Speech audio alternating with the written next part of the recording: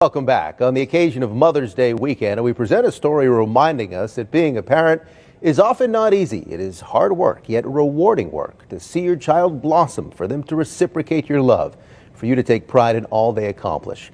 A mother from Middlebury has experienced all that and more. In this case, more than perhaps ever imagined.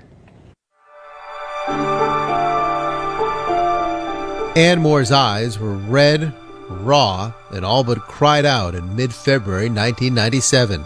For 3 long days, she had feared the worst.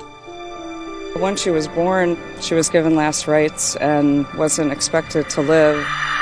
It's just something you never expect, normal pregnancy, and then it just blows you away.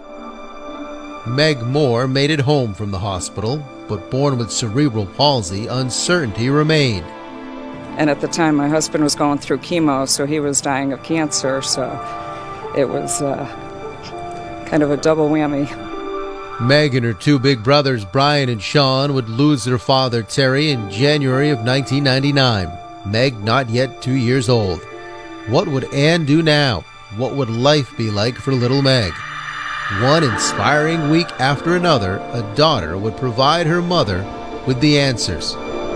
The prognosis was she would never walk, and here she is, running. My mom has supported me through everything, including track and cross country.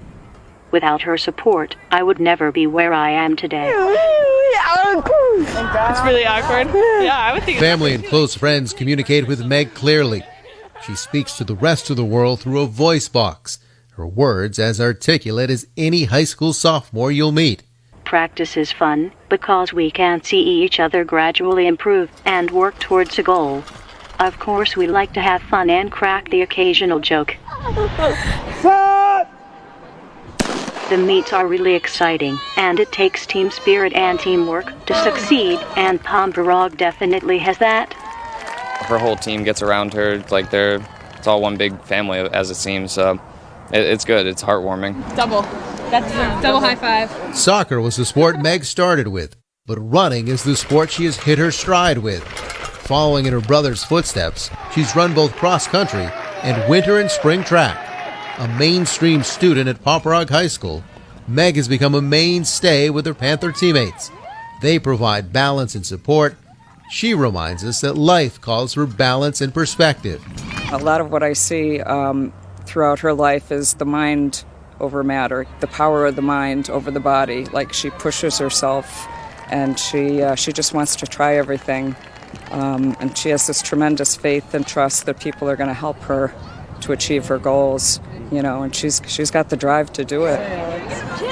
Like any runner, I'm always challenging myself to improve my time and distance. My coaches inspire me every day, and when they cheer me on, I'm convinced I go faster.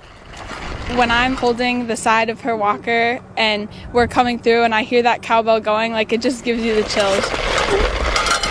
One of her first meets, nobody really cheered. They didn't really realize she was part of the event. She took a very mature approach, and she's like, "Don't worry, Mom, they don't know me yet," and gradually people got to know her, and now at the high school level, they look for her. You ready for this next one? Best of all for Meg Moore is the truth that she is yet to become her best self. She plans an adult life as a writer and a runner, just as her inspired brother Sean plans a career in physical therapy. I want to see her walk one day. That's really the main goal, and I want to help other people just like her get to that point of being able to walk on their own without assistive equipment. That's what I really look forward to.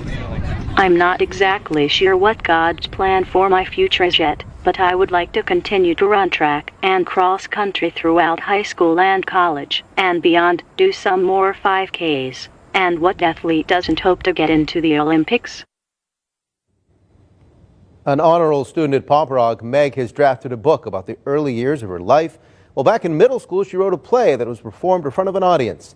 In the past 2 summers, through the kindness of others, she's gone both parasailing and ridden on a zip line.